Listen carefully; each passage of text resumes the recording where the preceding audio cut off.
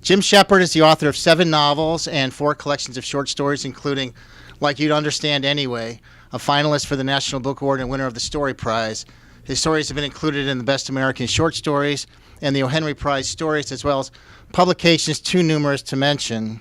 In his Washington Post review, Ron Charles didn't mince words, calling the Book of Aron a masterpiece and, quote, something transcendent and timeless. The Book of Aron is a modern masterpiece, brimming with life, while at the same time plumbing the depths of the horror that was inflicted upon the Jews of Warsaw. Shepard shows us war through the eyes of a young boy who suddenly doesn't have to go to school anymore, whose days become an adventure.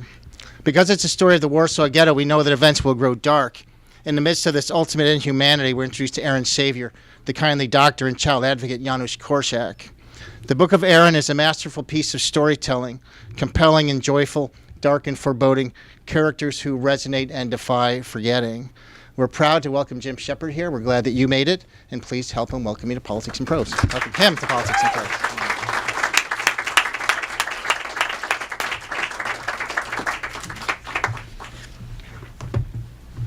Hi, Laura. Thank you all for coming. Thank you, Mark, for that nice introduction. Can you all hear me all right?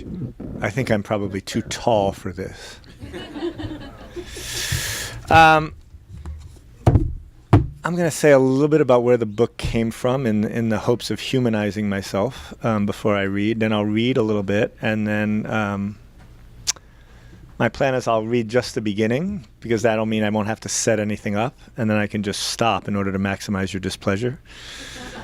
And then we'll have a Q&A, at which point you'll ask odd and intriguing questions. Okay. When you write about things as varied and weird as I do, old friends and students will sometimes send you little messages saying, why don't you write about this? If they come across something strange, they'll say, why don't you write about this? And about 4 years ago, an old student of mine sent me an email saying, why have you never written about Janusz Korczak? And Janusz Korczak, for those of you not entirely steeped in Polish history, was a famous 20th century educational reformer who came up with the radical idea that children were human beings and had dignity and should be treated as such, and their pleasures should be taken into account when it came time for their education. This was an idea that swept through Western Europe, and he became a kind of celebrity, actually a fairly big celebrity in Eastern Europe, and was a very popular children's book author and a radio personality. It's hard to think of an American analog for him, but if you imagine sort of a mix of Dr. Seuss and Dr. Spock and Garrison Keillor, it's sort of what Janusz Korczak was in Poland in the 30s. Anyway, 1939 came and he was ready to retire. He had had a long and illustrious career, and the Germans invaded, and he thought, I'd better stick around. And he ran the most prominent orphanage in Warsaw, which turned into the most prominent orphanage in the Warsaw Ghetto. And around August 1942, the Germans came to him and said, we're going to be liquidating your orphanage. At that point, everybody knew what Treblinka meant. Everybody knew that it was a place nobody came back from. And the Germans said, we're going to be sending your children to Treblinka. You're welcome to stay. God knows there's going to be more orphans. And Korczak said, no, if my children are going, I'll go with them. And the Germans said, suit yourself, but you might want to tell them they're going to a happy place. And Korczak said, no, I've always treated my children with dignity, and I'm going to tell them the truth, essentially. So he did. And it turned out that the orphanage was at the very low extremity of the Warsaw Ghetto, the southern extremity of the Warsaw Ghetto, and the Umschlagplatz, was where the deportations took place, was at the very northern extremity, which meant that children had to march the length of the ghetto, which when I did it in Warsaw took me 2.5, almost 3 hours. It must have taken the children who were aged, 7 to 14, 13. It must have taken them 4.5 or 5 at the very least. The Germans had a rule that at that point that if you were a Jew and you weren't being deported, you had to come out and watch the ones who were. So the entire ghetto essentially watched the children march by, and it was an amazing and sort of wrenching thing for the ghetto to watch. But it also had a historical effect that the Germans hadn't counted on, which was the argument against resistance had always been Well, they're not going to kill everybody. But the Jews knew how much the Germans respected Korczak. So when they saw Korczak going to Treblinka, they thought, I think they are going to kill everybody. And the hoarding of weapons in the ghetto began a few weeks later, and the Jewish uprising followed a few months after that, essentially. Anyway, all by way of saying, what a story.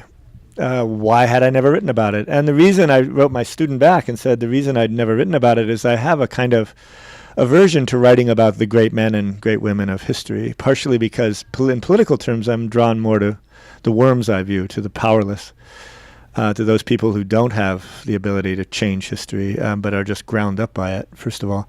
But secondly, I'm also a little leery of writing about figures that are unbelievable, writing from the point of view, at least, of figures who are unbelievably virtuous or saintly, since you find yourself wondering what conflict is going to be commensurate with that. It's like, well, I'm writing about Jesus, but he doesn't get along with women, or I'm writing about Gandhi, but he has troubles at home, and you're like, well, he's still Gandhi.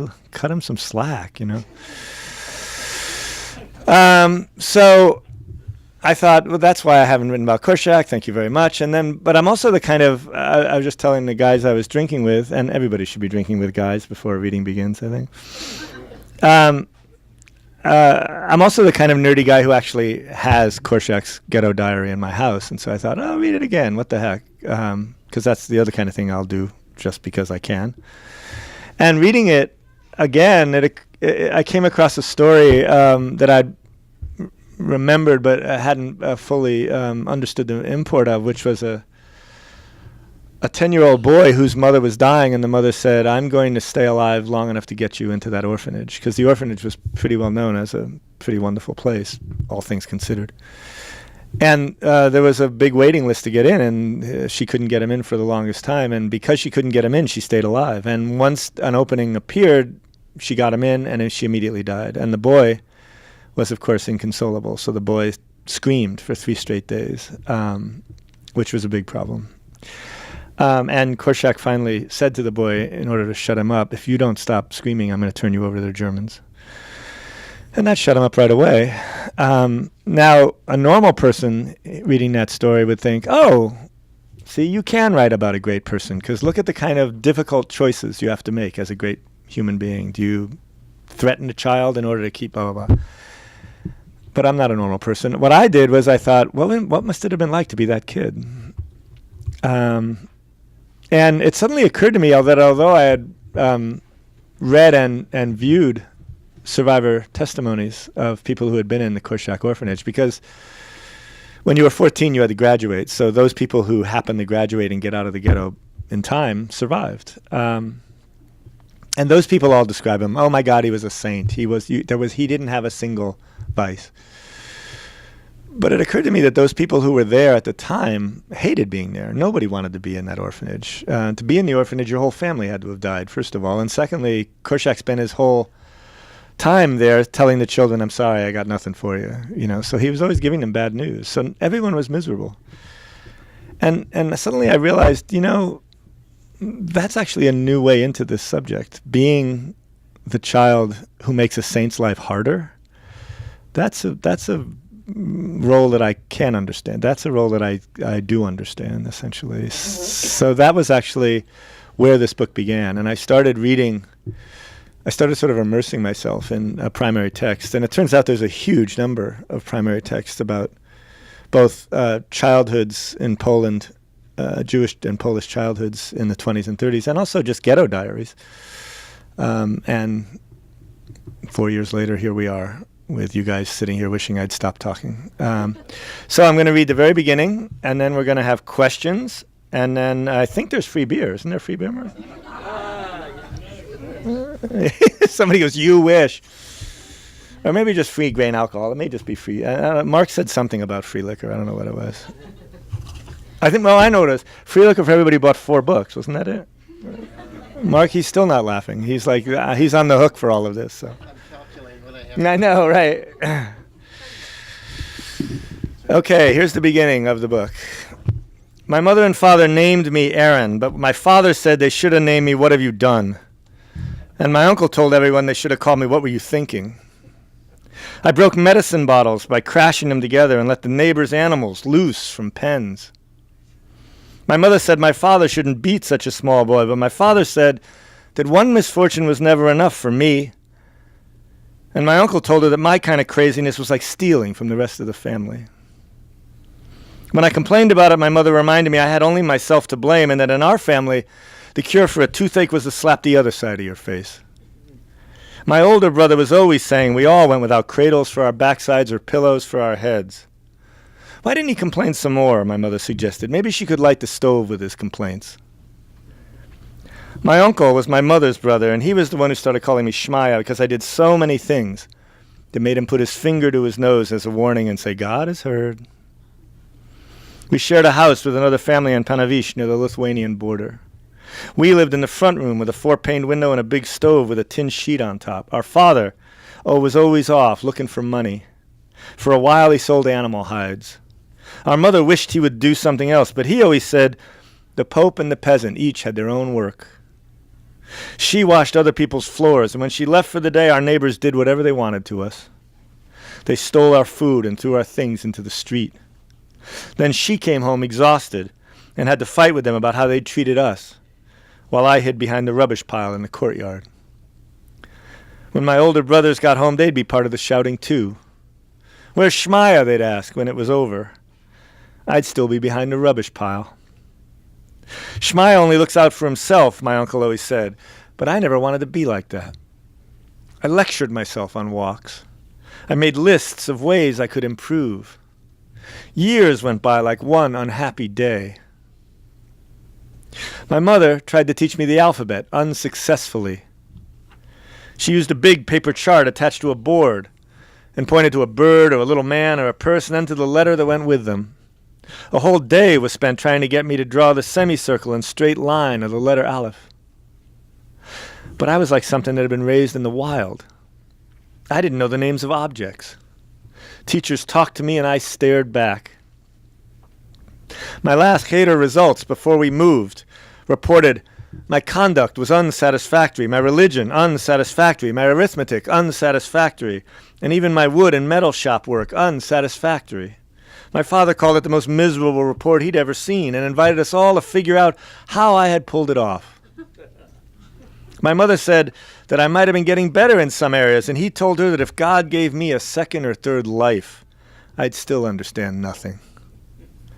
He said a person with strong character or could correct his path and start again, but a coward or a weakling could not. I always wondered if others had such difficulty in learning. I always worried what would become of me if I couldn't do anything at all. It was terrible to have to be the person I was. I spent rainy days building dams in the street to divert the runoff. My mother dragged me. I found boards and pushed them along puddles with sticks. My mother dragged me out of the storms, saying, when she found me, that there I sat with my dreams full of fish and pancakes. She said while she bundled me into bed next to the stove that I'd never avoided an illness, from chickenpox to measles and scarlet fever to whooping cough, and that was why I'd spent my whole life 99% dead. At night, I lay waiting for sleep like our neighbor's dog waited for passing wagons. When she heard me still awake, my mother would come to my bedside, even as tired as she was. To help me sleep, she said that if I squeezed my eyelids tight, lights and planets would float down past them, though I'd never be able to count them before they disappeared. She said that her grandfather told her that God moved those lights and planets with his little finger. I told her I was sorry for the way I was. And she said she wasn't worried about school, only about how I was with my family and our neighbors.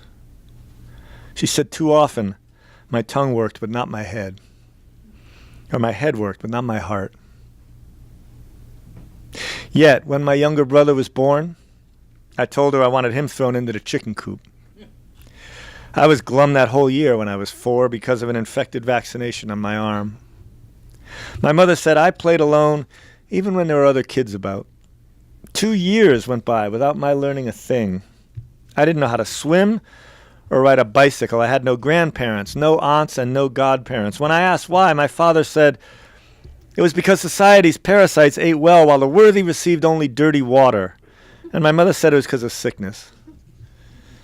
I attended cater until my father came back from one of his trips and told my mother that it was 1936 and time for me to get a modern education. I was happy to change, since our teacher always had food in his beard and caned us across the fingers for wrong answers, and his house smelled like a kennel. So instead I went to public school, which was cleaner all around. My father was impressed that my new teacher dressed in the European style, and that after he taught me to read, I started teaching myself. Since I was bored and knew no one, I took to books.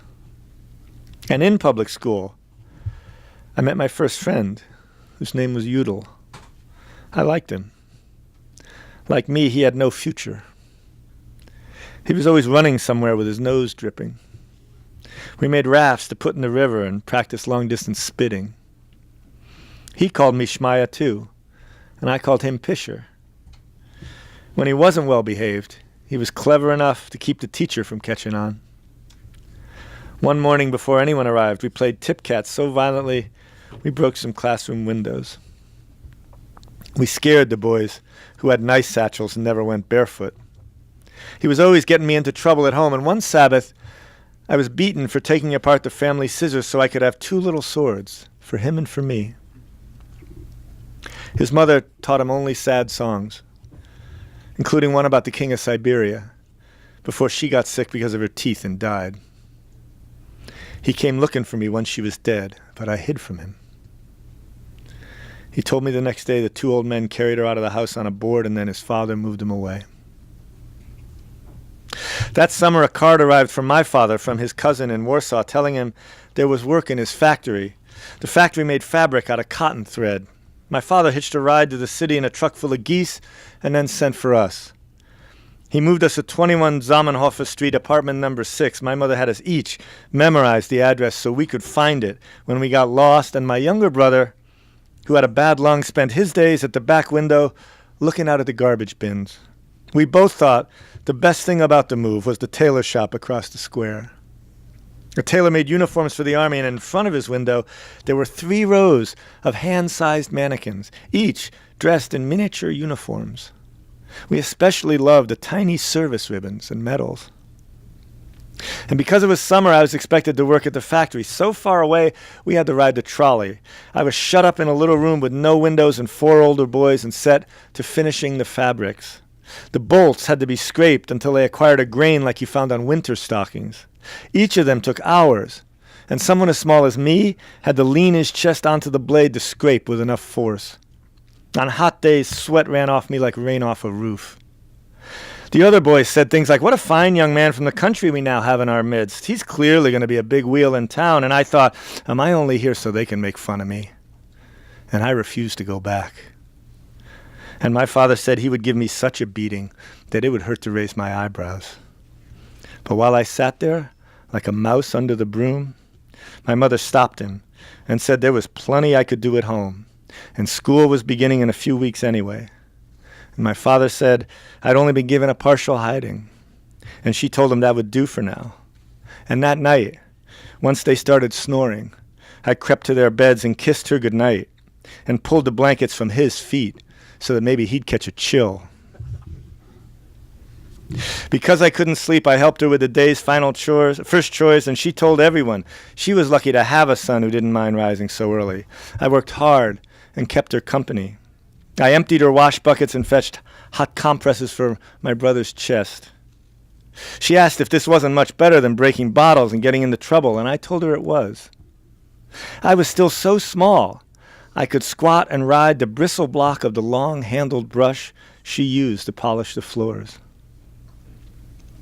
When she told my father at least now their children were better behaved, he told her that not one of us looked either well-fed or good-tempered. He joked at dinner that she cooked like a washerwoman. "Go to a restaurant," she said in response. She later told me that when she was young, she never complained, so her mother would always know who her best child was and keep her near. So I became myself only once the lights went out, and in the mornings went back to pretending things were okay. I'm going to stop there, I think. Thank you.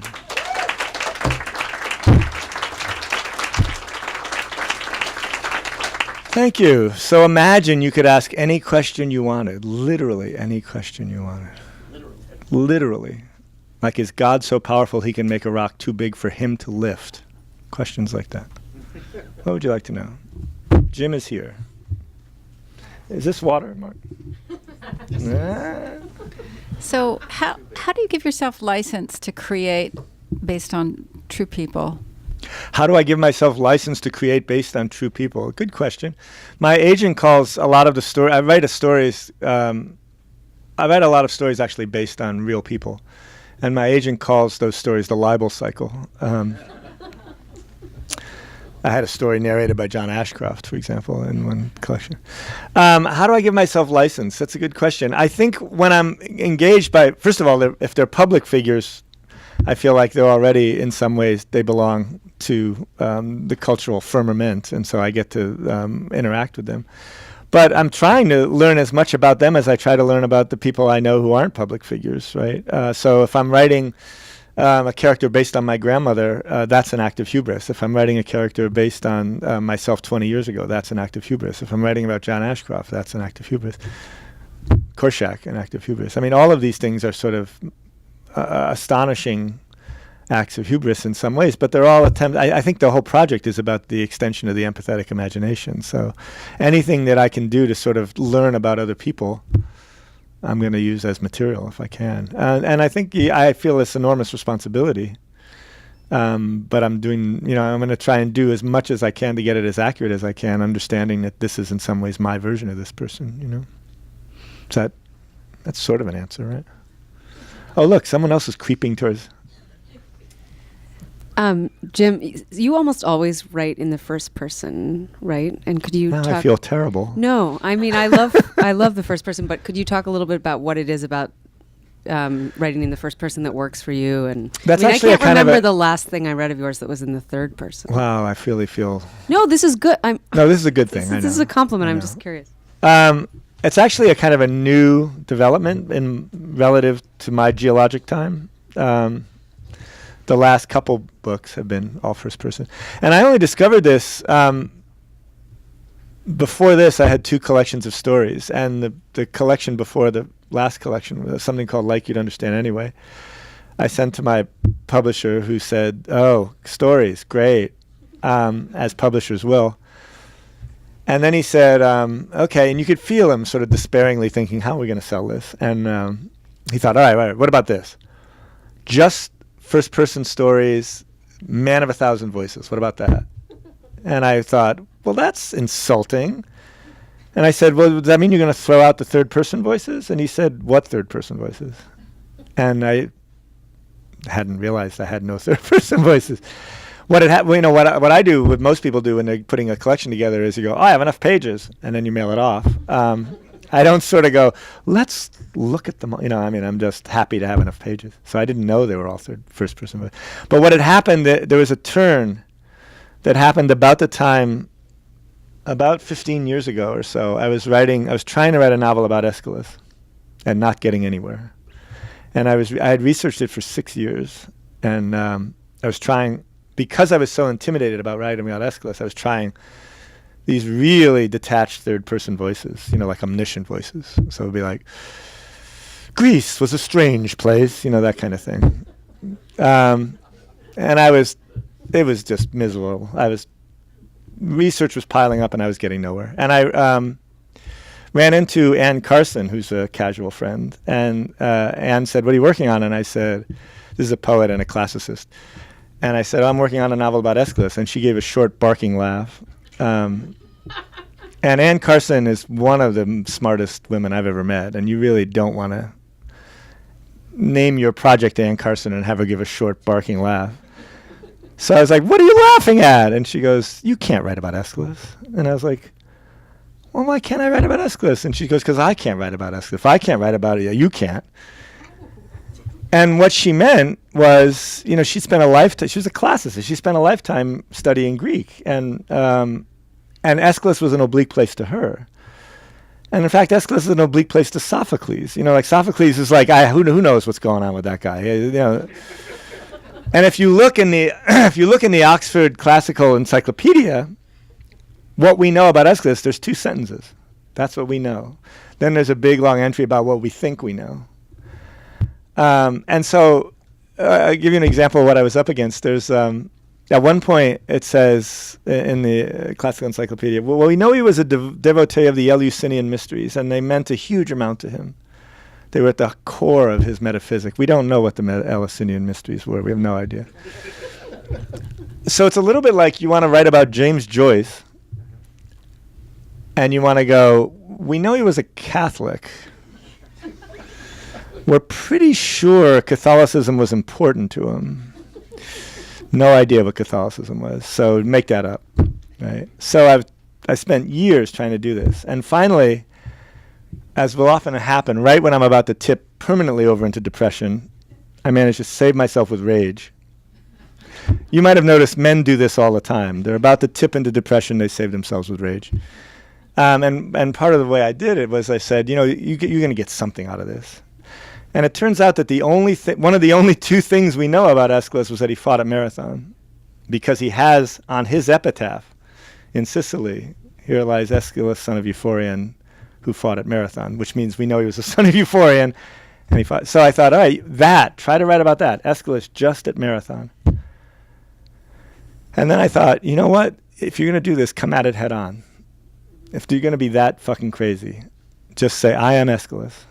Right, and go from there.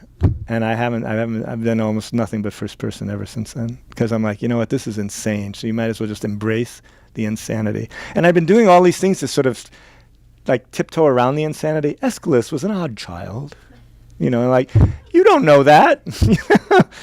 You're making shit up. Just quit pretending you're doing anything else. So I've been doing a lot of first person since then. And first person, I like the way it immediately it ups the stakes, because first person narrators are always talking about what they care about. So there's no dithering around, right? Here's my problem.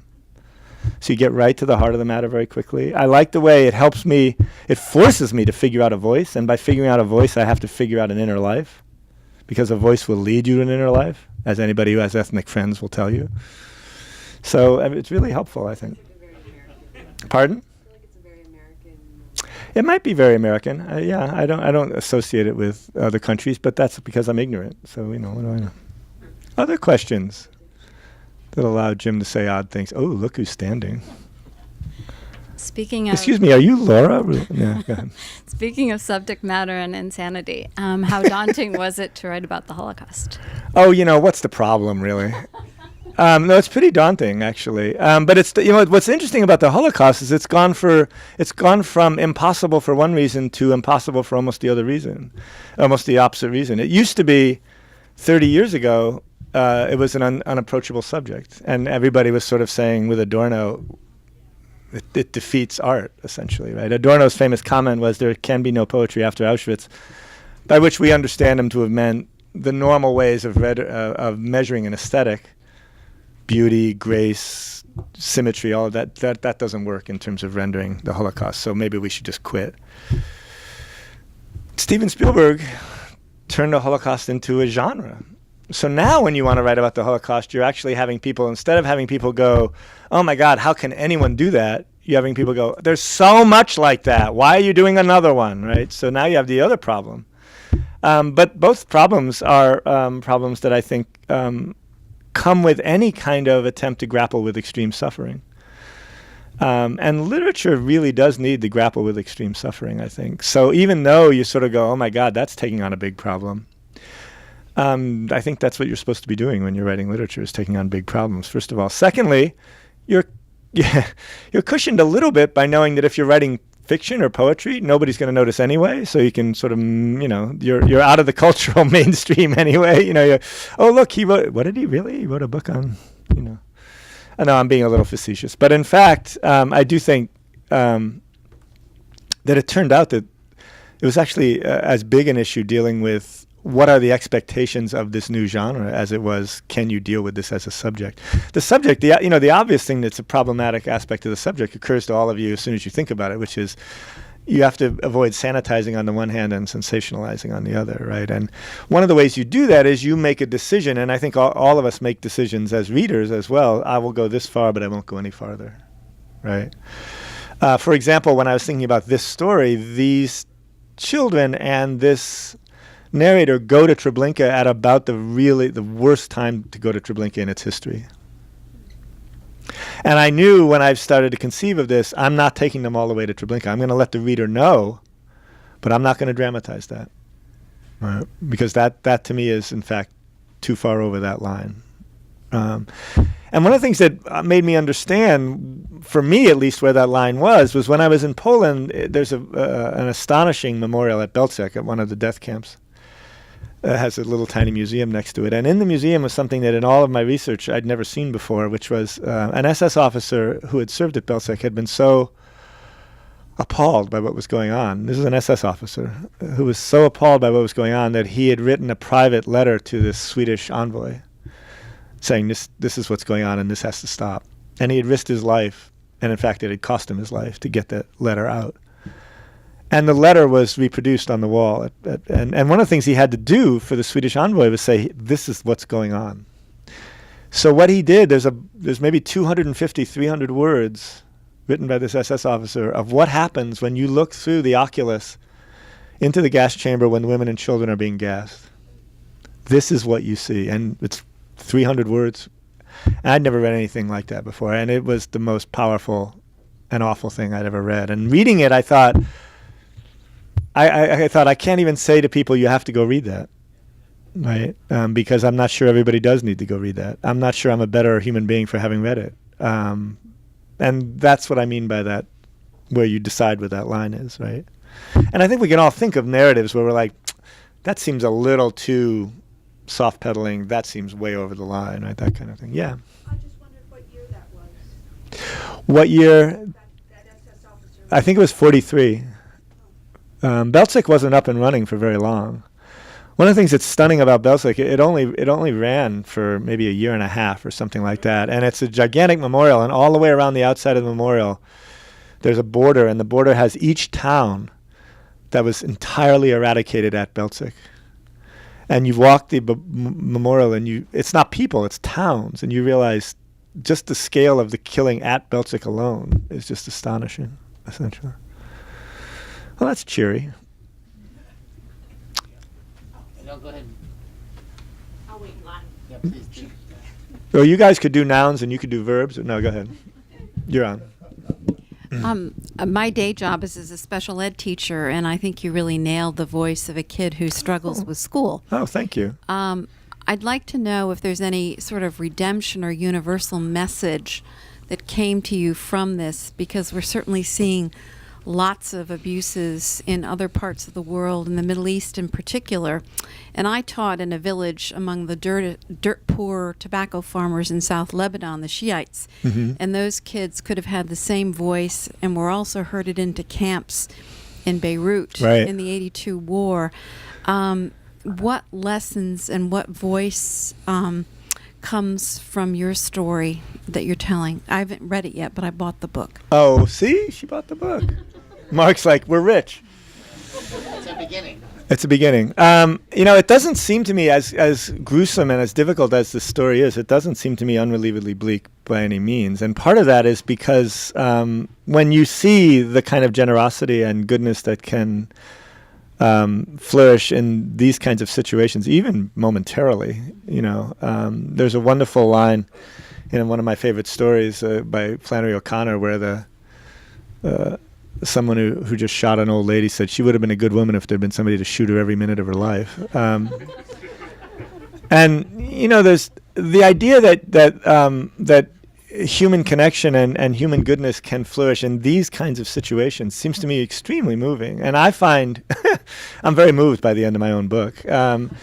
And in fact, I find it not even remotely unrelievedly bleak, even as it's staggeringly sad, partially because of the connection my characters are making in the middle of all of this, right? And when you immerse yourself in the primary text, you see all sorts of iniquity and all sorts of incredibly bad behavior, of course, because by the nature of the thing. But you also see people who are doing things that you cannot believe they would do in terms of selflessness. And that's very moving to me. It's easy to be a philanthropist if you have a zillion dollars. Actually, not as easy as it should be. But some of these people were giving away food they didn't have. Some of these people were sacrificing their lives for other people, routinely. And that's very moving to me.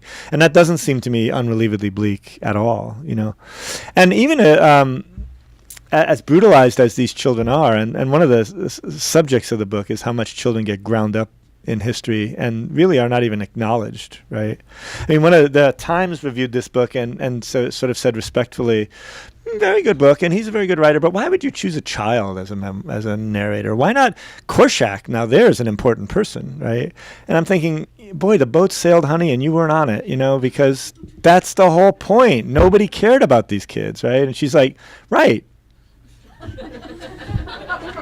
She was like, what's his resume? I don't get it, And I'm like, yeah, see, now he never got into an Ivy. I'm sorry, that kind of thing.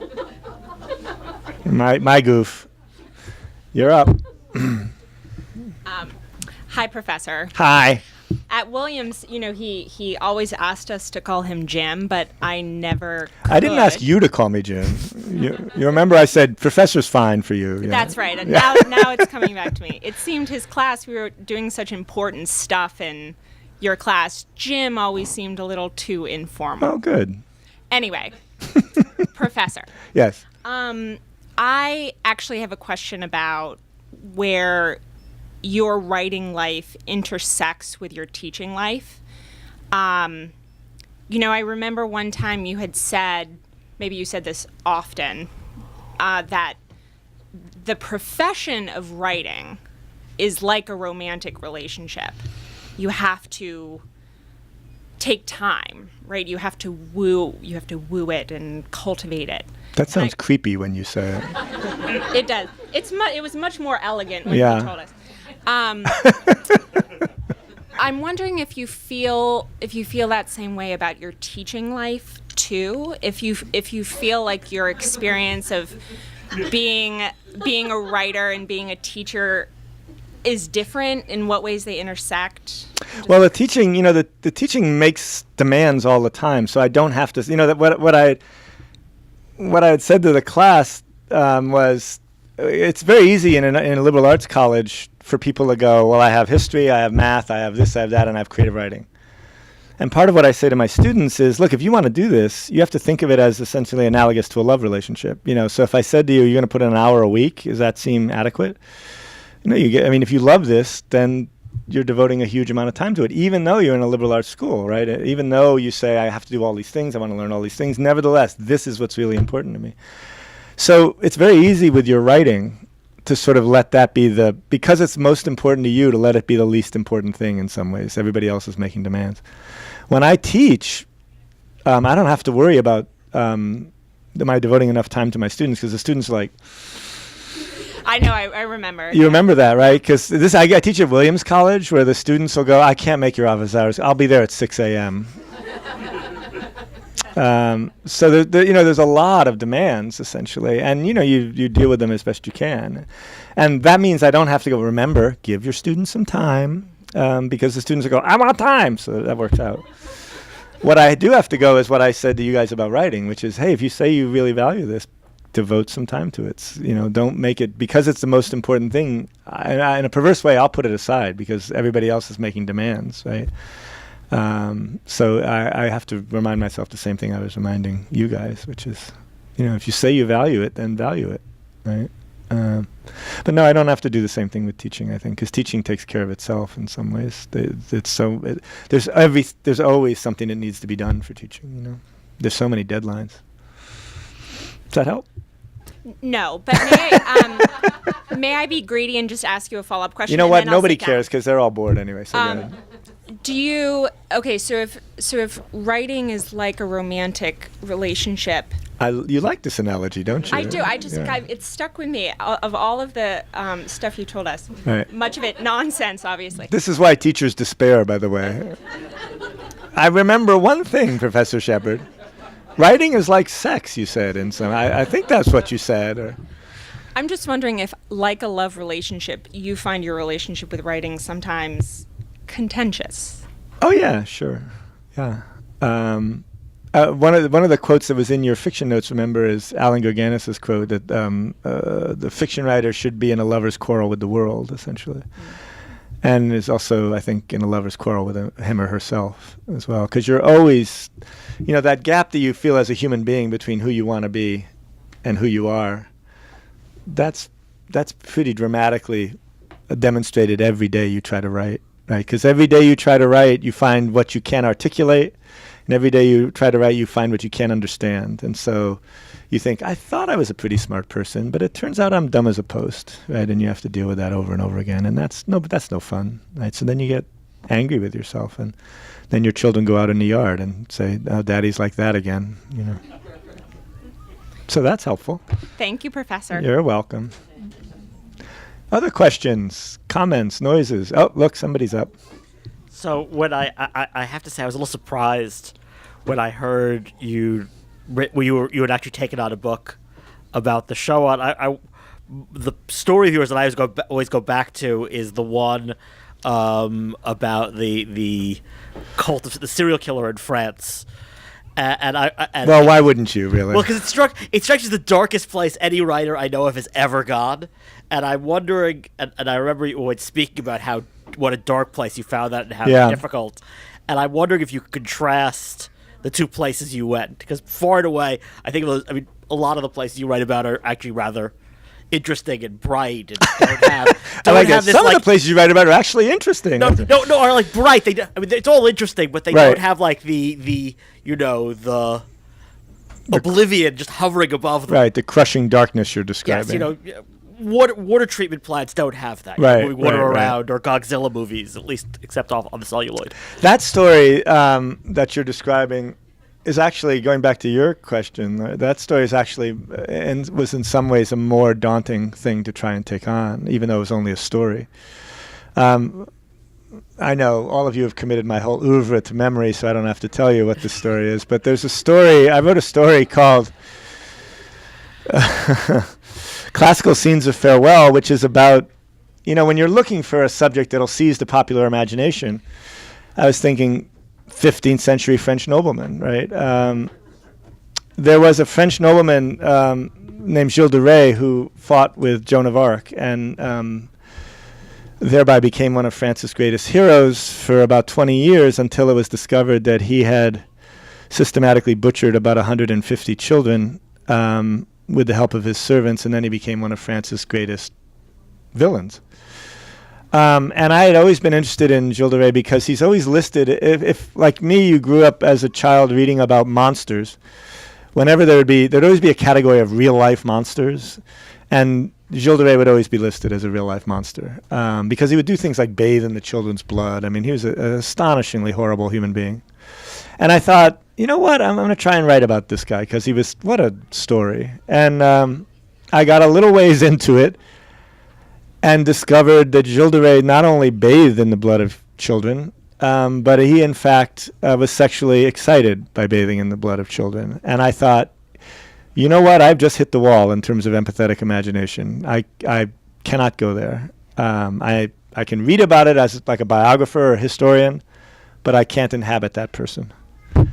That's speaking about as far as you can go, right? And so I thought, all right, well, you did all this interesting research. Now you know a lot about 15th century France, whatever. But I was just about to stop, and I came across one of those details that snags my attention that makes me think maybe I am going to keep writing about this. And that was it just mentioned when he was killed, he was crucified along with his servants. And there was a detail in the history that said, and so he was hung and then crucified, and his servants were crucified and then hung. And I was like, wait, what? And I read it again, and it was like, yeah, they hung him, and then when he was dead, they crucified him. And his servants were crucified, and then after they had suffered a long, long time, they were taken down off the cross and hung. And I thought, see, now that's interesting. Because it turns out, of course, that the servants were more or less forced to do what he made them do. I mean, it's a really interesting issue of complicity, but they were penniless children that he had essentially taken in and raised as his own, and they were essentially like chattel. And they had become complicitous in the murders of all these children. But they hadn't actually done the murdering. They just would procure the children, and they knew what was going on. And I thought, that person I might be able to write about. The person who stands beside the truly awful person and doesn't do enough to stop it.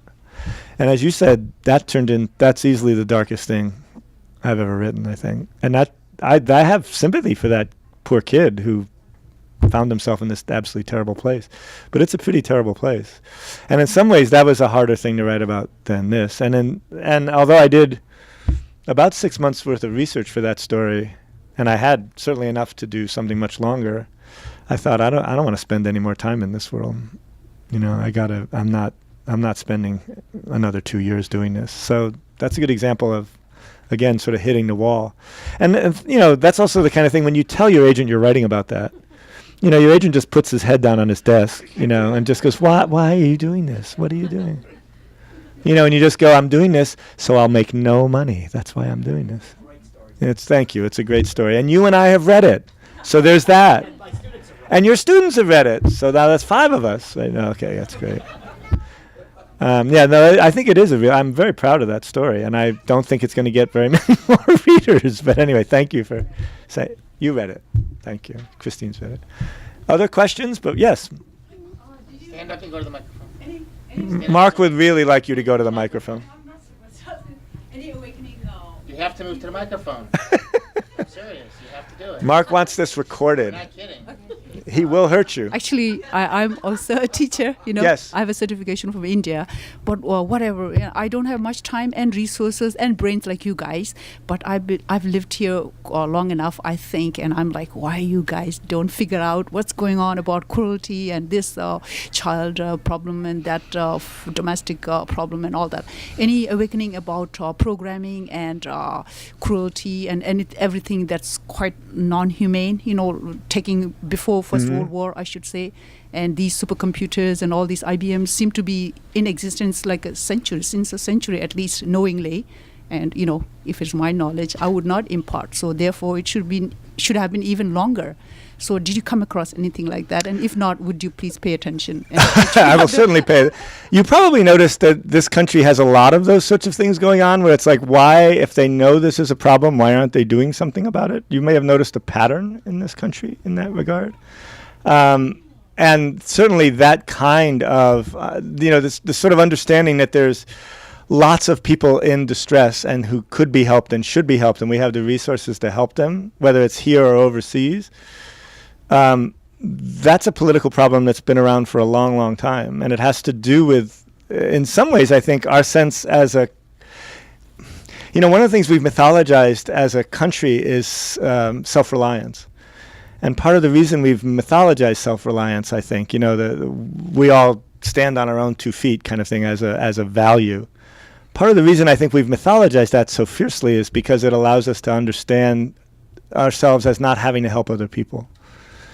And that, I think, is a very difficult position to defend ethically.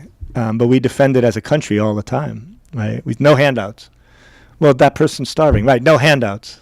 Well, that would be like feeding the starving person, right? No handouts. You're like, okay, good value system, right? But that's part of the mythology we all grow up with in America, I think, is we all stand on our own 2 feet, right? And the fact that I was born on third base and you were born standing underwater, that has nothing to do with anything. It's like, oh, okay. Now I'm mixing my analogies, but what the heck? Last question before we start selling and buying books. Oh boy, I bet there's one. No, really? Not even a math question? All right, well, thank you all for coming. I will literally sell anything I will sign and sell anything you put in front of me, so thank you.